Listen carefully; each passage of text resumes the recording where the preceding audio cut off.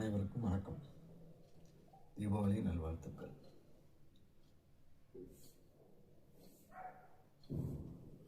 கால்பாத சிகிச்சையாளராக சங்ககிரியில் இருக்கேன். எந்த விதமான தொந்தரவாக இருந்தாலும் கால்பாத சிகிச்சையின் மூலம் நோய்களை குணமாக்க முடியும். அதாவது திடீர் விபத்துகளை தவிர,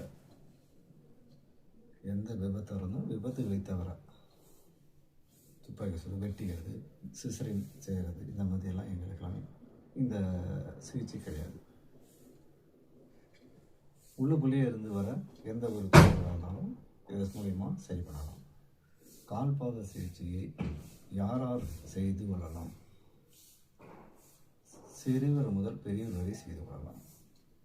உடலில் ஏற்படும் பல இன்னல்கள், தொந்தரவுகள், அதாவது வயசாகிடுச்சு, நமக்கு நடக்க முடியல அப்படின்னு சில பேர் இருப்பாங்க. வேகமான வயதில் நடந்துட்டு இருப்பாங்க. ஒரு ஸ்கூல் விட்ட வயசுல நமக்கு 50 வயசாகிடுச்சு, நம்ம எங்கே நடக்கிறது அப்படின்னு நினச்சிருப்பாங்க. ஆனால் அப்படிலாம் கிடையாது. நீங்கள் எப்பயும் இறப்பு வரைக்கும் உங்கள் இளமையோட மிடுக்கோட நீங்கள் எப்பயும் நடக்க முடியும், வேலையும் செய்ய முடியும்.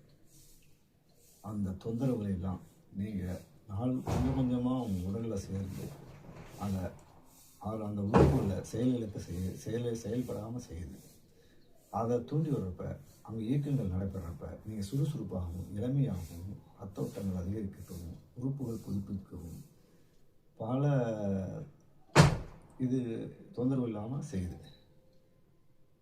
கால்பாதை யாருக்கெல்லாம் செய்யக்கூடாதுன்னா, ஸ்ட்ரென்த்து வச்சவங்க, இதய நோய் உள்ளவங்க, கர்ப்பிணி பெண்களுக்கு, காயப்பட்ட இடத்துல இருக்கிற காயம் பட்டு புண்ணாக இருக்கிறவங்களுக்கு, இவங்களுக்கெல்லாம் கால்பாத சிகிச்சை செய்யக்கூடாது.